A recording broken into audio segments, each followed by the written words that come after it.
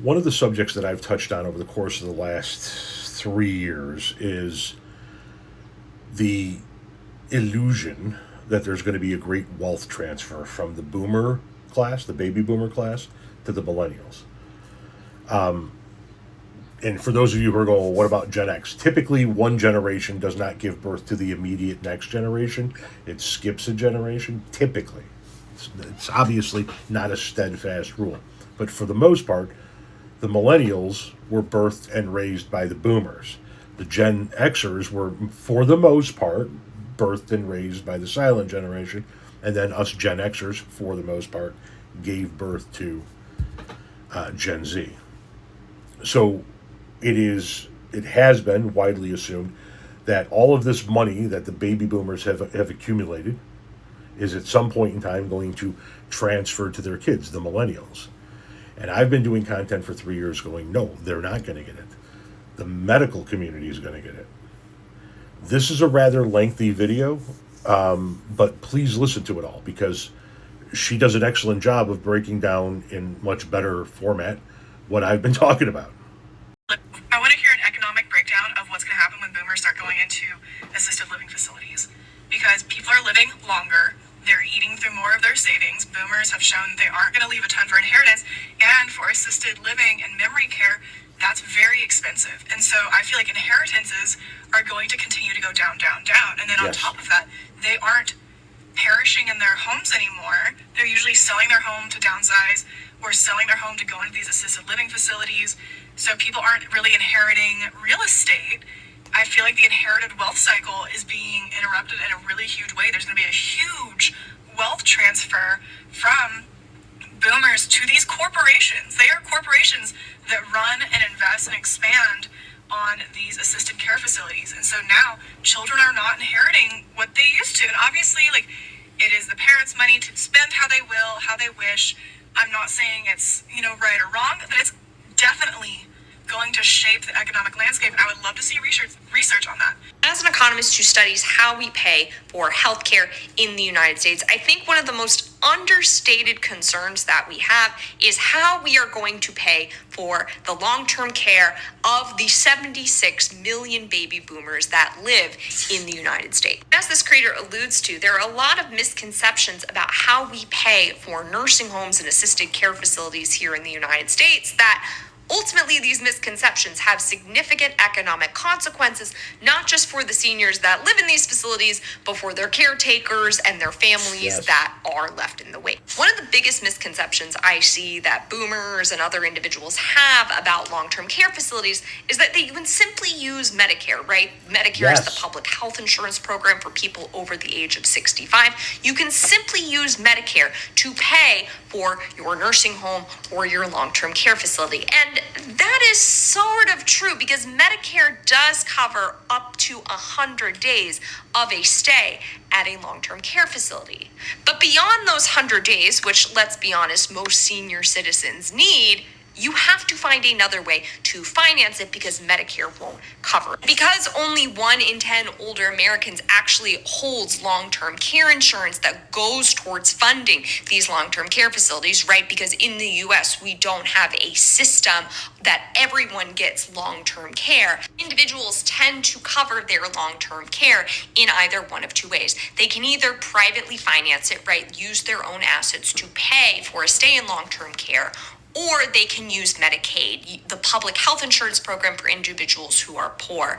And in fact, about 17% of seniors actually spend down their assets, right, their savings, in order to be able to qualify for Medicaid. And with the Medicaid that they now qualify for, they are able to afford their long-term care. Although, as I'm sure you can imagine, the people who might receive some wealth transfer, right, when this person passes away, they don't get to receive that because this person has essentially liquidated a lot of their net worth in order to be able to afford long-term care down the road. If I'm being totally honest, the economics of these Medicaid long-term care facilities are changing due to the passage of the One Big Beautiful Bill, which, among other things, cut nearly $1 trillion in funding to Medicaid.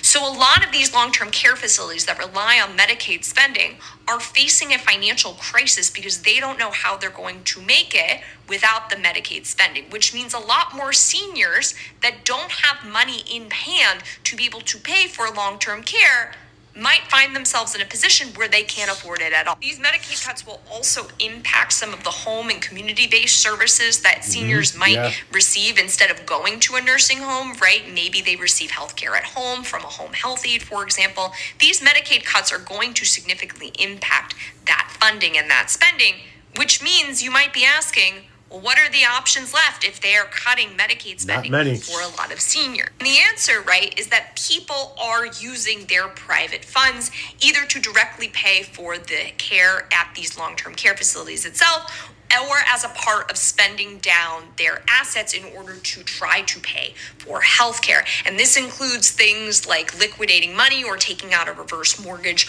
on your home, which again raises significant questions from economists about how this will affect inheritances from people. Now, technically your house, right, does not count as a measure of your wealth or your assets when we're talking about qualifying for Medicaid.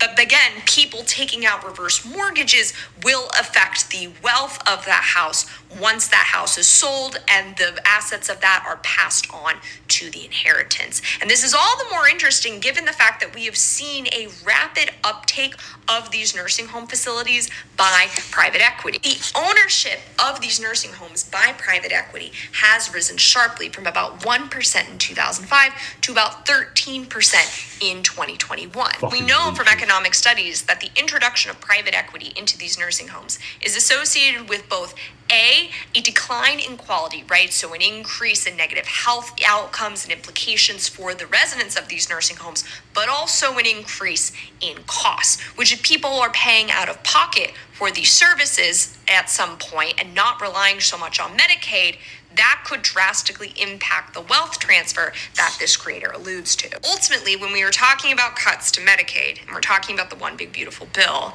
I think a lot of people did not realize how widespread these cuts are. And yes, it's going to impact how people receive care or don't receive care at nursing homes, who gets to receive care, and how much of that wealth will eventually transfer to individuals. And for now, that's all I got. That was more than enough. That was a phenomenal breakdown. It is grotesque that we live in a society where people are choosing to liquidate their life's accumulation of wealth so that they can be classified as broke enough to qualify for a program that will hopefully pay for their long-term care. That's the layman's way of describing what she just said.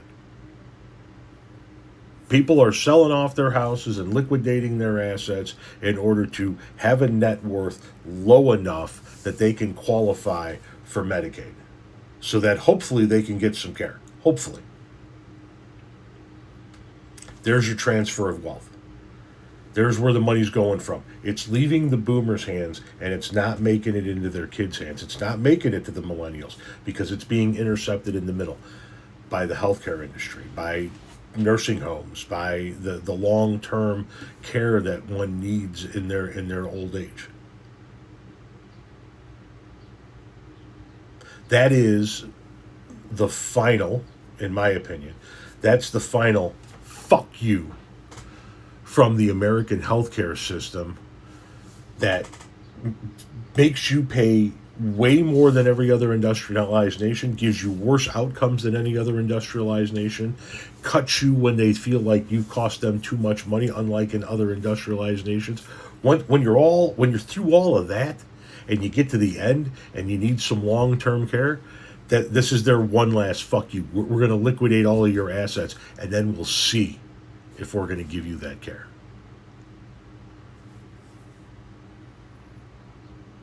We need universal health care right now.